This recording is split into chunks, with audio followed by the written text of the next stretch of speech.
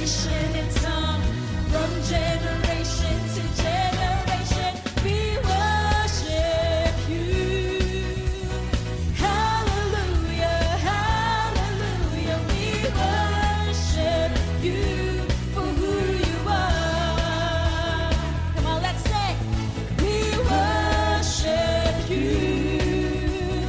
Hallelujah, hallelujah, we worship you for who you are. You are good.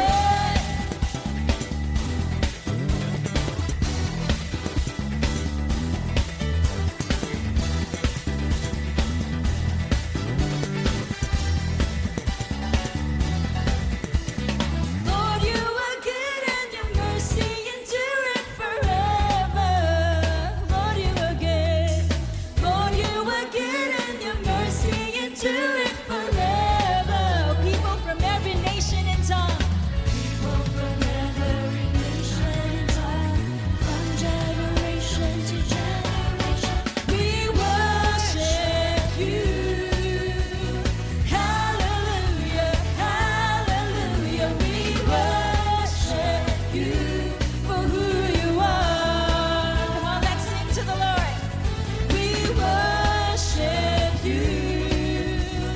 Hallelujah, hallelujah, we worship you for who you are.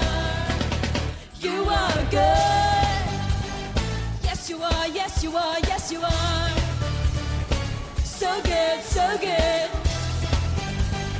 Yes, you are, yes, you are, yes, you are. You are good all the time, all the time. You are good, you are good all the time, all the time. You are good. Come on, let's sing. You are good.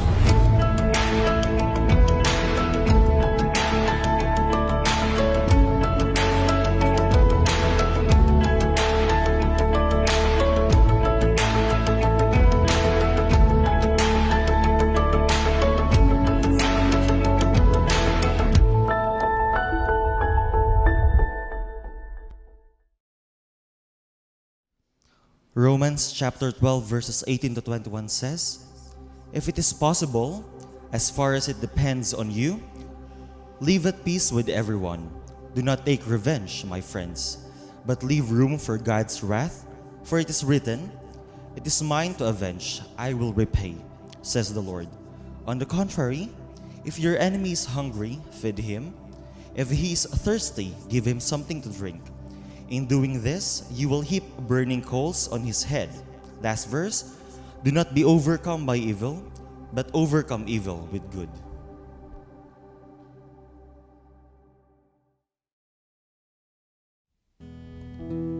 Sama-sama nating purihin ang ating Diyos at ialay ang ating pagsamba. Hallelujah.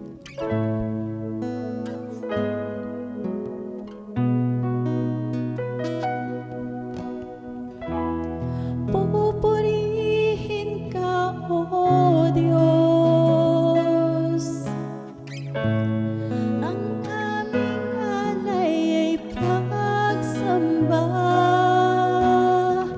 Kaluwalhatian, buong karangalan, kapangyarihan mo'y walang katulad.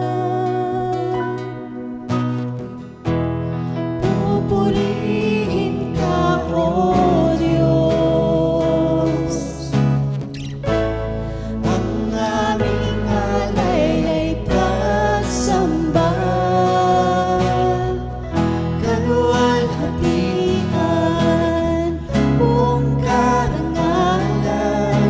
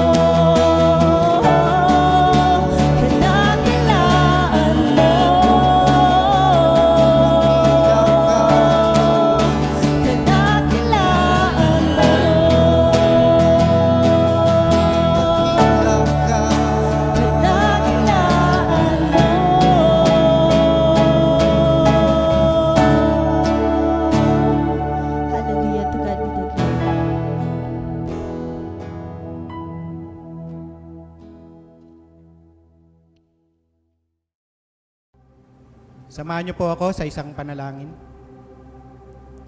Ama naming Diyos na makapangyarihan sa lahat, patuloy ka po naming pinupuri sa umaga pong ito ng aming pagsamba at pasasalamat. Hayaan niyo po sa mga sandaling ito na maidulog namin sa iyong paanan ang lahat ng aming gagawin. Gagawin ng aming mga kamay, sasabihin namin, iisipin namin. Naway Panginoon, mapapurihan ka, O God. Siya sa atin niyo nga po ang aming mga puso, ang aming mga damdamin, Panginoon, ang aming mga kaisipan. Upang sa paglapit namin sa umaga pong ito, maibigay namin, Panginoon, ang pinakamasamyong handog sa inyo, O God, ng aming mga pagpupuri. Salamat po sa pangunguna nyo, sa divine intervention nyo, Panginoon, sa aming kalagitnaan. San man po kaming lugar naroroon, O God, through online, Lord, sa tahanan, Panginoon, sa bahay panalanginan, saan man kami, Panginoon, naroon.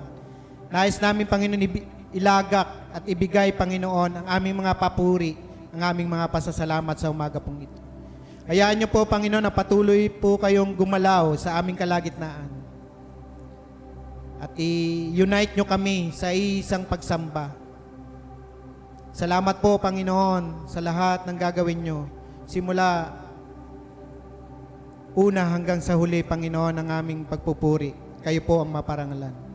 Salamat po sa panibagong araw, panibagong buhay, panibagong pagkakataon na makapagbigay kami ng aming mga papuri at pasasalamat sa umaga pong ito. Sa iyo po namin pinagkatiwala ang kabuuan ng aming gawain, ang aming pagpupuri at pagsamba. Muli, Panginoon, tanggapin niyo po ang aming mga papuri, pasasalamat, pagdakila at pagluwalhati. Sa makapangyarihang pangalan ng aming Panginoong Hesus, ito po ang aming sama-samang panalangin. Ang lahat ng anak ng Diyos ay magsabi ng Amen and Amen.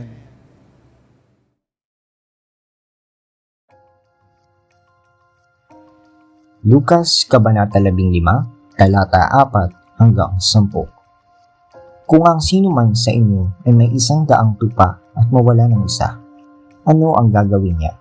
Hindi ba't iiwan niya ang 99 sa pastulan at hahanapin ang nawawala hanggang sa ito'y matagpuan?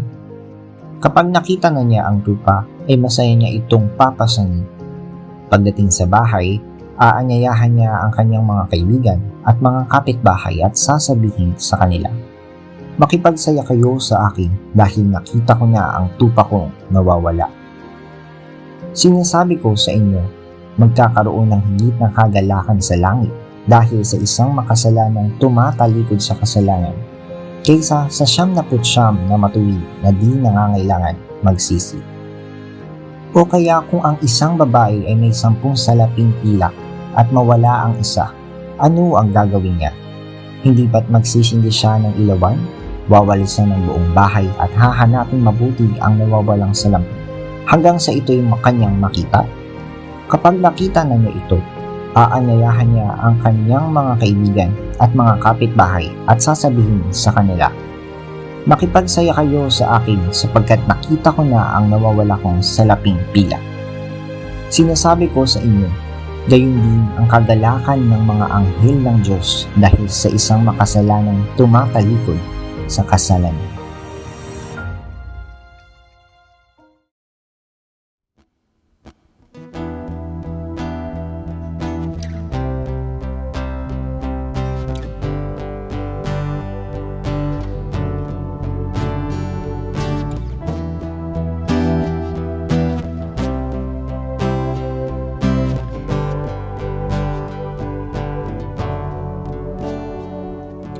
Are you turning to wine?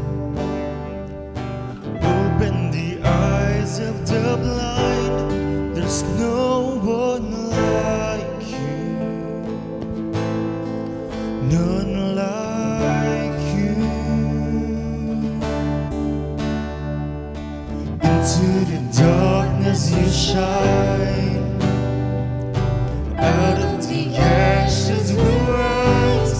There's no one like you. None like you. Our God is greater. Our God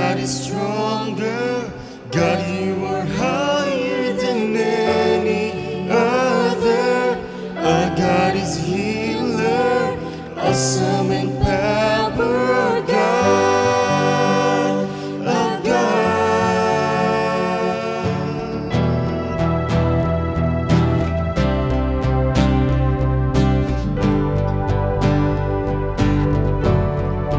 Sing.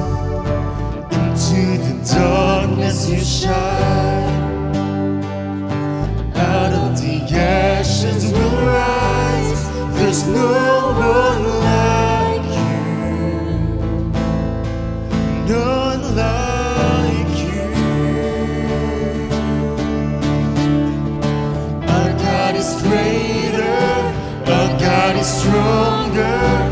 God, you are higher than any other. Our God is healer, awesome in power, our God, our God. Oh, our God is greater, our God is stronger. God, you are higher than any other. Our God is healer, awesome in power, our God, our God.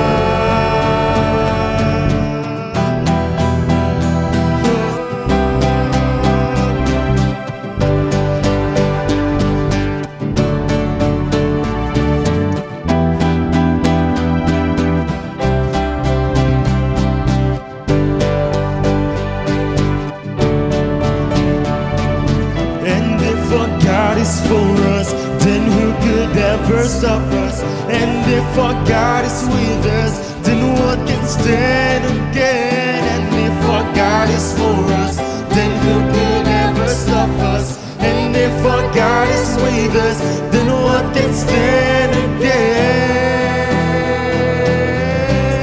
Can stand again. We see what can stand again, can stand again. Can stand again. Oh, our God is greater, our God is stronger. God, you are higher than any other. Our God is healer, awesome in power, our God, our God. Once more we sing, our God is greater, our God is stronger. God, you are higher than any other. Our God is healer, awesome in power, our God, our God. For the last time we sing, our God is greater. Our God is greater, our God is stronger. God, you are higher than any other. Our God is healer, awesome in power, our God, our God.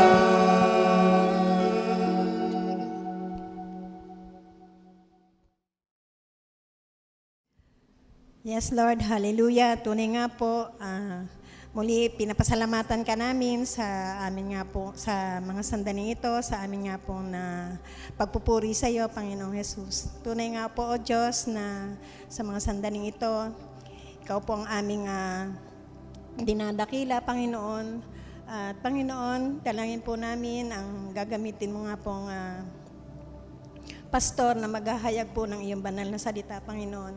Ikaw nga po ang magpala sa kanya, Panginoon, at sa amin nga pong mga tagapakinig, Panginoon, ay bigyan mo kami ng sapat na katalinuhan upang ang mga salita na ito na ihahayag ng aming pastor, Panginoon, ay amin nga pong maunawaan, Panginoon. Salamat nga po sa mga sandaling ito. Ikaw pong aming madakila, ikaw pong aming mapapurihan sa aming kalagitnaan, sa pangalan ni Jesus. Amen. Amen. Isang mapagpalang araw po sa bawat isa. Samahan niyo po ako sa pagbasa ng kasulatan ng ating Panginoon. Ito po ay matatagpuan sa Lucas chapter 18 verses 1 to 8. Ang talinghaga tungkol sa babaeng balo at sa hukom. Verse 1. Isanaysay ni Jesus ang isang talinghaga upang ituro sa kanila na dapat silang manalangin lagi at huwag manghinawa. Sa isang lungsod, wika niya, may isang hukom na hindi natatakot sa Diyos at walang taong iginagalang. Sa lungsod ding yaon ay may isang babaeng balo na punta ng punta sa hukom at humihingi ng katarungan. Tinanggihan siya ng hukom sa loob ng ilang panahon, ngunit nang maulanan ay nasabi nito sa sarili, "Bagamat hindi ako natatakot sa Diyos ni gumagalang kanino man, ginagawad ko ang katarungang hinihingi ng babaeng ito sapagkat lagi niya akong ginagambala. Baka pa ako man inis sa kakaparito niya." At sinabi ng Panginoon, "Narinig ninyo ang sinabi ng masamang hukom. Hindi pinagkakait ng Diyos ang katarungan sa kanya, mga hinirang na dumaraing sa kanya araw-gabi, bagamat tila nagtatanggal iyon." Last verse po. "Sinasabi ko sa inyo, agad niyang igagawad sa kanila ang katarungan. Ngunit pagdating ng anak ng tao sa daigdig na ito, may makikita kaya siyang mga taong nananalig sa kanya." Salamat po at purihin po natin ang Panginoon sa pagbasa ng kanyang salita. Isang magandang umaga at mapagpalang pagsamba natin lahat sa Panginoong Diyos. Sa umagang ito, saan man tayo naroroon sa ating kanya-kanyang mga tahanan, ay atin pong sambahin ang ating Panginoon. Tayo po ay manalangin. Muli, Ama, sa umagang ito, patuloy po kami na lumalapit sa iyo.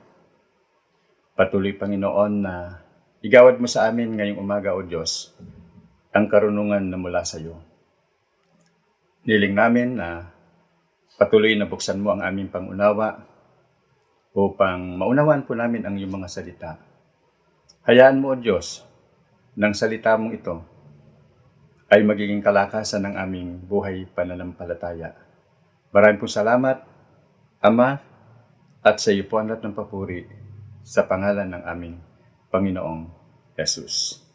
Ang pinakatema po natin ngayong buwan ay tungkol po sa kaharian ng Diyos. Kung atin pong ilarawan sa ating isip, ano po ang meron sa kaharian ng Diyos? Imaginin po natin kung ano po ang meron sa kaharian ng ating Panginoon. Masaya po ba doon? Mag-i-enjoy po ba tayo doon?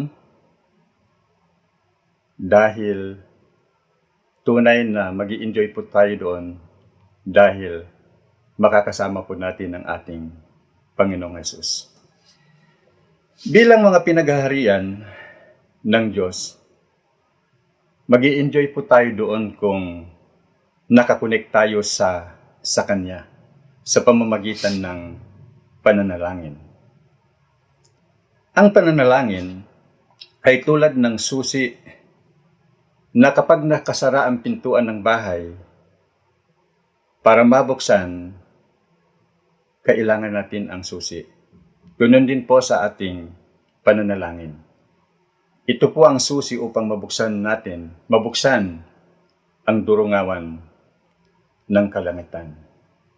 Dito po ay mayroon ilang bagay siyang nais na malaman natin tungkol sa talinghaga kung paano siya tumugon sa atin.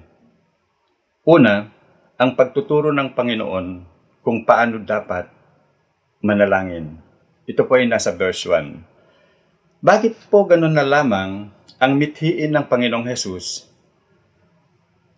sa kanyang mga alagad at isinaysay ang isang talinghaga upang ituro sa kanila na dapat silang manalangin lagi at huwag manghinawa upang sa lahat ng pagkakataon sila at tayo ay dapat magsipanalangin. So yun po yung nais na ipahatid ng ating Panginoon sa bawat isa. Na noon, ini-insist niya sa kanyang mga alagad na sila ay dapat magsipanalangin. Gayon din ang bawat sa atin. Kinakailangan manalangin din po tayo palagi. Sabi nga po sa Ephesians chapter 6 verse 18, ang lahat ng ito'y gawin ninyo sa pamamagitan ng pananalangin at pagsamo. Manalangin kayo sa lahat ng pagkakataon sa patnubay ng Espiritu Santo. Mga minamahal, at bilang mga pinaghaharian ng Diyos, bakit kinakailangan tayong manalangin? Tatandaan natin palagi na ang pananalangin ay makapangyarihan. Very powerful po yung pananalangin. Pangalawa, ang pananalangin po ay communication. Kinakailangan natin meron tayong pahatid balita o komunikasyon sa ating Panginoon. Yan po ay mga bagay na magbibigay sa atin upang magkaroon tayo ng communication sa ating Panginoon. So titingnan po natin ngayong umaga na ang pananalangin ay nagpapahayag na meron po tayong kaugnayan sa Diyos. Meron tayong relation sa Panginoong Diyos dahil siya lang ang nakakasiyasat at nakakakilala at nakakaunawa sa ating kalalagayan. So, ibig sabihin, mga minamahal, nagpapahayag na meron tayong kaugnayan. Pangalawa, ang pananalangin ay pakikipag-usap sa Diyos ng masinsinan. Bagamat langit at lupa ang pagitan, dinirinig niya tayo, anuman ang ating pinagdaraanan o kabigatan, sa puso alam niya ang saloobin ng bawat isa at binibigyan niya tayo ng katugunan. Ang panalangin ay pagbubukas ng durungawan ng langit upang ibuhos ang pangangailangan ng kanyang mga anak. Ito man ay kagalingan ng karamdaman o pangangailangan ng trabaho. Maging ang anumang bagay ay maaring ipagkakalob ng ating Panginoon sa bawat sa atin. So napakahalaga po yung communication, yung pananalangin natin sa ating Panginoon. Maging ating Panginoong Hesus, maraming pagkakataon na siya laging nananalangin sa kanyang Ama. Dahil ito ang pamamaraan ng kanilang komunikasyon nilang dalawa. Dapat maging katulad natin siya, palaging nananalangin sa ating Diyos at ating Ama. Alam niyo po na napakahalaga yung communication at napakahalaga yung panalangin. Noong mga nakaraang panahon, ang hirap ng communication. Magpadala ka ng letter, halos 1 buwan o 2 buwan ang inaabot ng communication dahil sa tagal. Pangalawa, pinalitan at naging technology po tayo ngayon. So, ibig sabihin, seconds lang, nakakarating na yung pahatid balita po natin. Napakabilis. Sapagkat isang text mo lang, isang chat mo lang, segundo lang nakakarating na po yung pahatid balita ng bawat isa. Subalit, dito sa ginawa ng ating Panginoon, sa kanilang communication ng kanyang Ama, ay mas mabilis. Dahil before nasabihin mo pa lang ang yung pahatid balita, alam niya na. Alam na ng ating Panginoon. So ganun po kahalaga yung communication. Ito po yung pinaka-urgent na maaari natin gawin para ipaabot sa ating Panginoon ang ating pananalangin. Pangalawa, ang masidhing pagpupumilit ng babaeng balo sa paglapit sa hukom, sa verse 3. Masidhi po yung kaniyang paulit-ulit na paglapit sa hukom. Tatandaan natin na ang panalangin ay paghiling sa Diyos sa mga bagay na imposible. Tayo man ay naharap sa mabibigat na usapin, binibigyan niya tayo ng katarungan. Tulad ng babaeng balo, napunta ng punta sa masamang hukom upang humingi ng katarungan. At sabi nga po dito sa verse 4, tinanggihan siya ng masamang hukom sa loob ng ilang panahon. Ngunit ang babaeng ito'y nagpupumilit pa rin punta ng punta hanggang sa maipagkalob ang hinihingi niyang katarungan. Ibig sabihin, hindi tayo dapat magsawa sa pananalangin. Kahit gaano man pagkabigat ang pagsubok o problema, idudulog natin lagi ito sa Diyos. Sabi nga po sa 5:17 ng 1 Thessalonian, maging mataga sa pananalangin.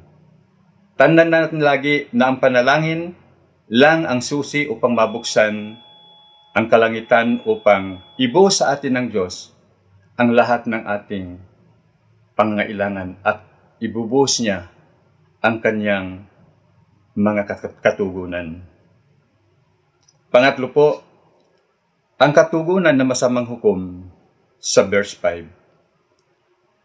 Ngunit ng malaunan, sa verse 4b, ay nasabi nito sa sarili, bagamat hindi ako natatakot sa Diyos ni gumagalang kanino man, igagawad ko na ang katarungan hinihingi ng babaeng ito, sapagkat lagi niya akong ginagambala, baka pa ako mainis sa kakapunta niya.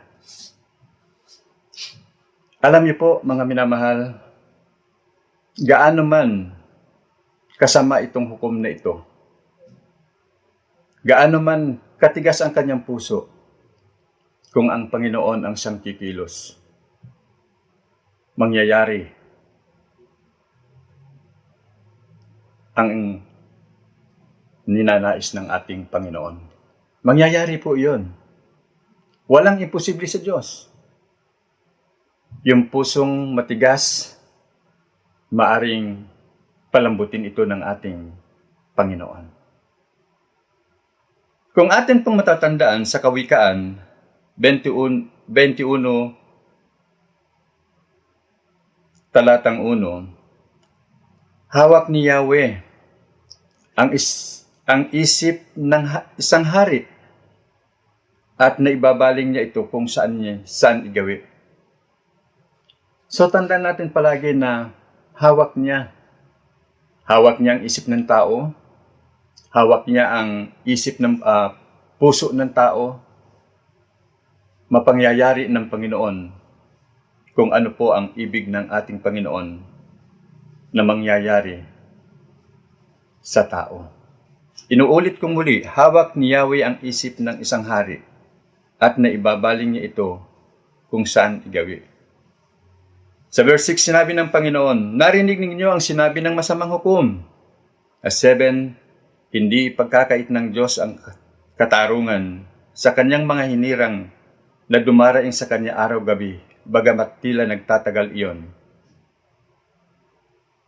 Sabi sa verse 8, igagawad ko sa inyo, agad niyang igagawad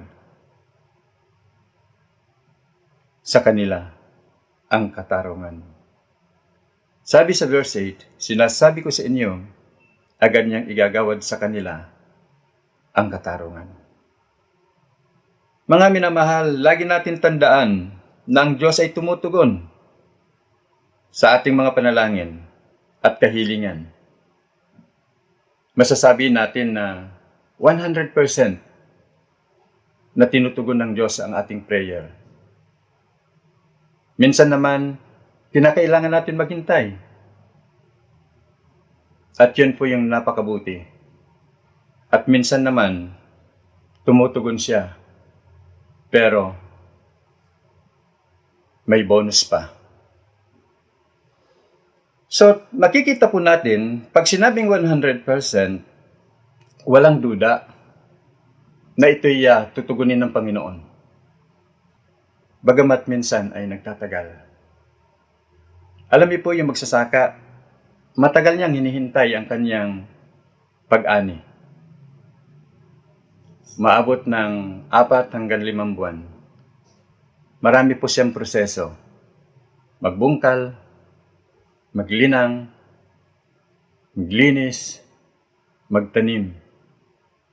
Pag natapos po iyon, 3 to 4 months pa siya na maghihintay para siya magkakamit ng ani. Ganun po yung paghahantay ng isang Kristiyano sa kanyang panalangin at karaingan sa ating Panginoong Diyos. Yun naman pong tinugon yung panalangin, pagkatapos may bonus pa. Natatanda niyo po ba si Haring Solomon sa 2 Chronicle chapter 1, 5-13 na minsan ay nagpakita si Yahweh kay Haring Solomon. At sinabi ni Yahweh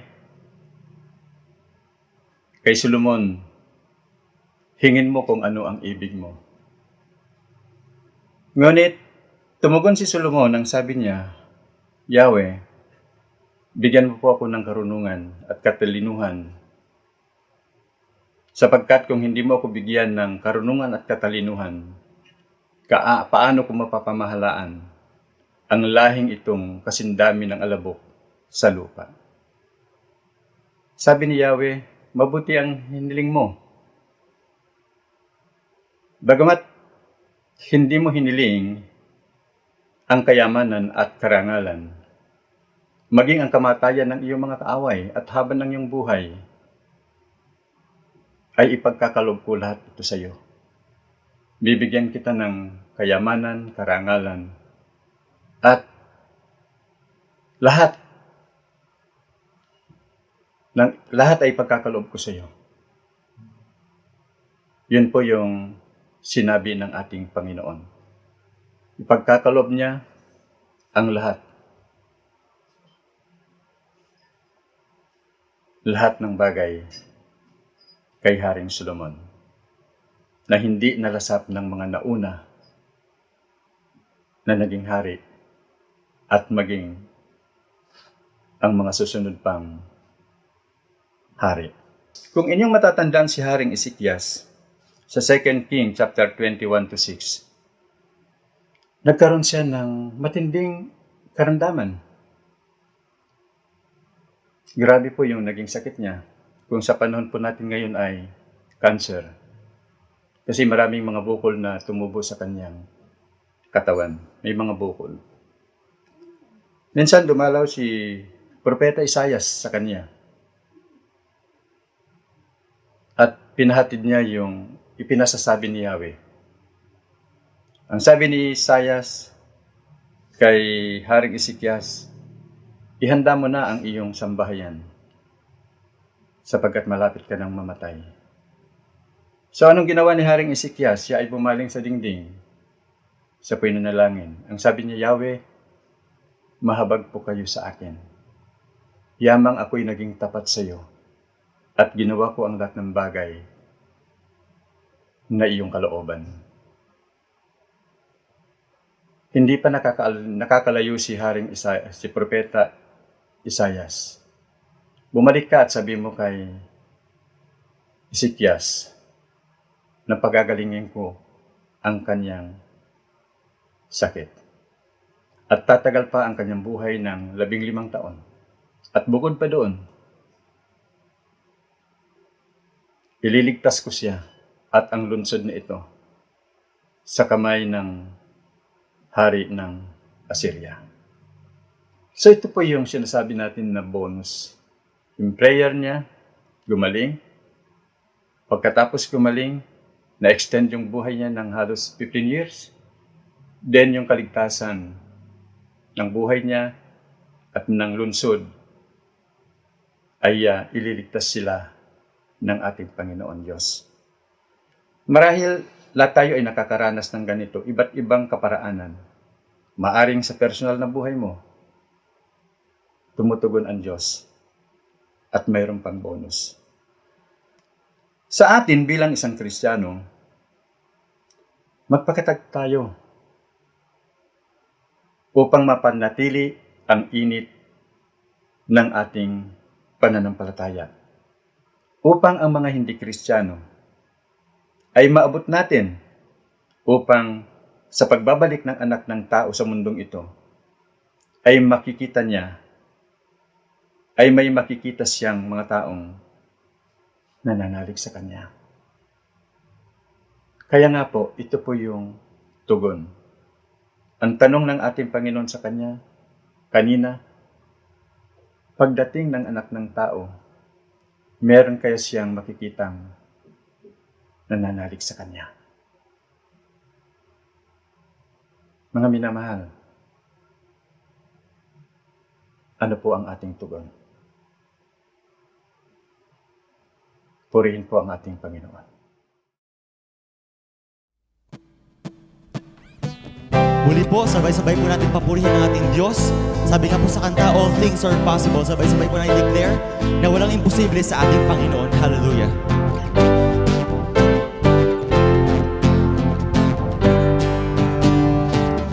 Almighty God, my Redeemer, my hiding place, my safe refuge. No other name but Jesus. No power can stand against you. My feet are planted on this rock, and I will not be shaken. My hope it comes from you alone, my Lord and my salvation. Your praise is always on my lips. Your word is living in my heart, and I will praise you with a new song. My soul will bless you, Lord.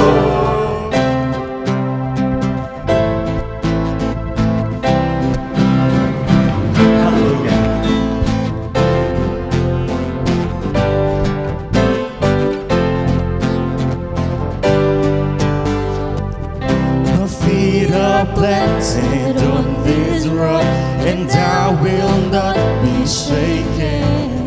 My hope it comes from you alone, my Lord and my salvation. Your praise is always on my lips.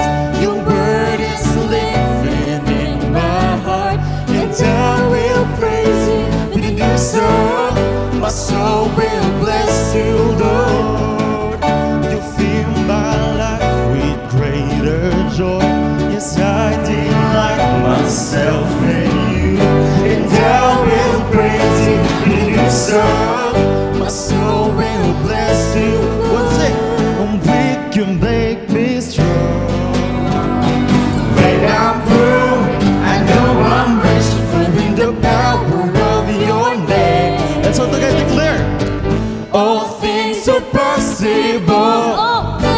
All things are possible. All things are possible. All things are possible. Your praise is always on my lips. Your word is living in my heart, and I will praise you with a new song. My soul will bless you. We sing, you fill my life. You fill my life with greater joy. Yes, I delight myself in you, and I will praise you with a new song. My soul will bless you, Lord. When I'm weak, you make me strong. When I'm poor, I know I'm rich, for in the power of your name. All things are possible. All things are possible. All things are possible. All things are possible. All things are possible.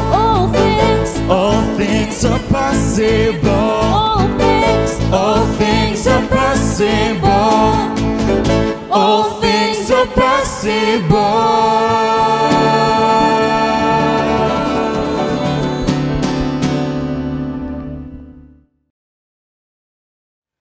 Mga pinapahalagahan, core values. Sa ating pagpapatuloy na pananampalataya at paglago, ay huwag po nating kakalimutan ang mga sumusunod na pinahahalagahan. Una, maparangalan ang Diyos. to glorify God. Unang Korinto 10 verse 31. Kaya nga, kung kayo'y kumakain o umiinom o anuman ang ginagawa ninyo, gawin ninyo ang lahat sa ikararangal ng Diyos. Pangalawa, maging katulad ni Kristo sa pamumuhay at paglilingkod, to conform to the image of Christ. Roma 8 verse 29. Sapagkat sa mulat mula pa'y alam na ng Diyos kung sino ang magiging Kanya at ang mga ito'y pinili Niya upang maging tulad ng Kanyang anak. Ikatlo, ang gawing alagad ni Kristo ang lahat ng tao, to make disciples for Christ. Mateo 28 verses 18 to 20. Lumapit si Jesus at sinabi sa kanila, ibinigay na sa akin ang lahat ng kapangyarihan sa langit at sa lupa. Kaya't habang kayo'y humahayo, gawin ninyong alagad ko ang mga tao sa lahat ng bansa. Bautismuhan ninyo sila sa pangalan ng Ama at ng Anak at ng Espiritu Santo. Turuan ninyo silang sumunod sa lahat ng inuutos ko sa inyo. Tandaan ninyo, ako'y laging kasama ninyo hanggang sa katapusan ng panahon.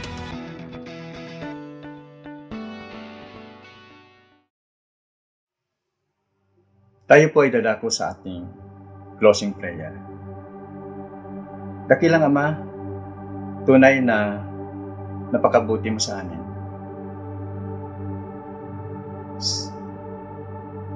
Kayo po yung Diyos namin na gumagawa sa buhay namin.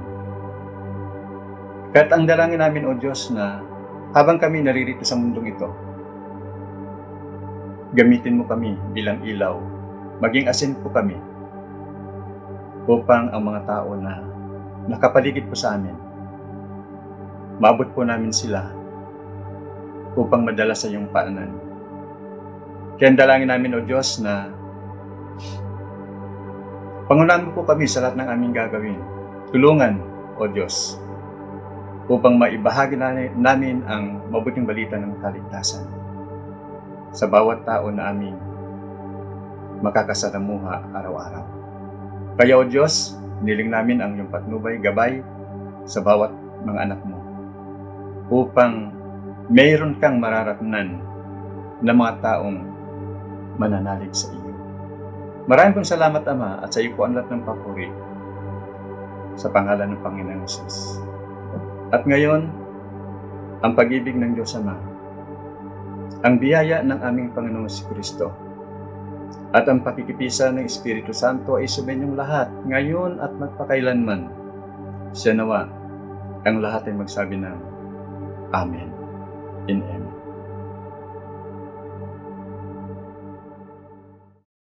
And minsan po awitan pa natin ng ating Panginoong Diyos. Patuloy natin siyang papurihan ngayong umaga.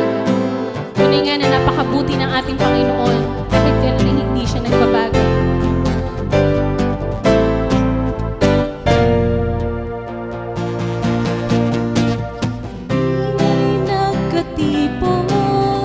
Sa ngalan mo, Panginoon, ang lahat ay nagdiriwang, ikaw ay kapiling ngayon. Umuulan ng pag-asa, kami ay nagkakaisa. Nanangamit katayuan, ibibig mo ng lubusan. Sabay-sabay nagkagalak sa indah ng papuring ito. Sabay-sabay nagagalat sa sayaw at papuri sa'yo. Kamanghamanghang pag-ibig lampas langit sa amin tumubos. Di karapat-dapat pagpalain, ngunit biyaya mo'y binuhos. Kamanghamanghang pag-ibig lampas langit, kami minahal mong lubos. Aming itatanghal, pangalan mo, Jesus.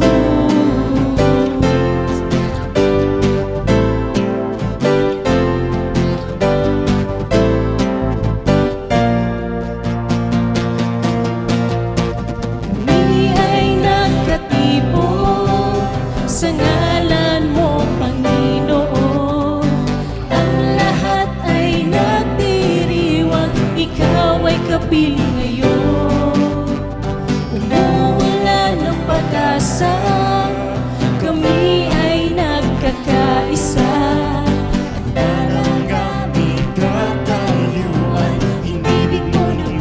sabihin sa Panginoong Diyos.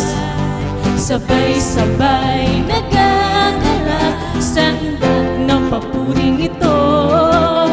Sabay-sabay nagagalak sa sayaw at papuri sa'yo.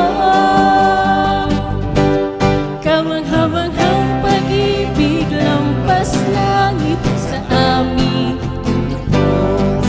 Di karapat-dapat pagpalain, ngunit biyaya mo'y binuhos. Kamanghamanghang pag-ibig lampas langit, kami minahal mong lubos. Aming itatanghal, pangalan mo, Jesus.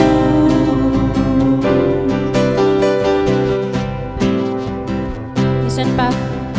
Sabay-sabay nagagalak sa indak ng papuring ito. Sabay-sabay Nagagalak sa sayaw at papusi. Minsan pa, sabihin sa Panginoong Diyos. sabay-sabay nagagalak sa indak ng papuring ito. Sabay-sabay nagagalak sa sayaw at papuri sa'yo. Kamanghamanghang pag-ibig lampas langit sa amin tumupos. Di karapat-dapat pagpalain, ngunit biyaya mo'y binuhos. Kamanghamanghang pag-ibig lampas langit, kami minahal mong lubos. Aming itatanghal, pangalan mo, Jesus.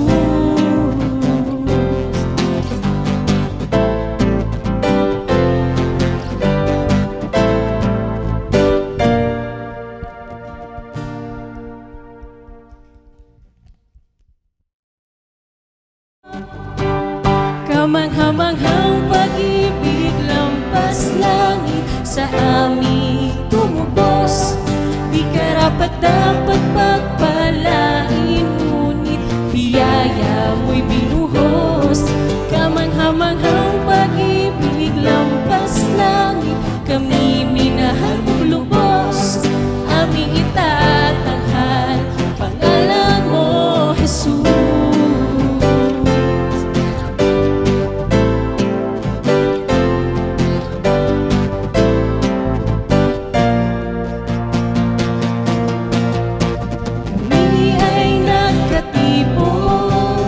Sa ngalan mo, Panginoon, ang lahat ay nagdiriwang, ikaw ay kapiling ngayon. Umuwala ng pag-asa, kami ay nagkakaisa. Nararaming katayuan, inibig mo ng Minsan pa sabihin sa Panginoong Diyos. Sabay-sabay nagagalak sa indak ng papuring ito. Sabay-sabay nagagalak sa sayaw at papuri sa'yo.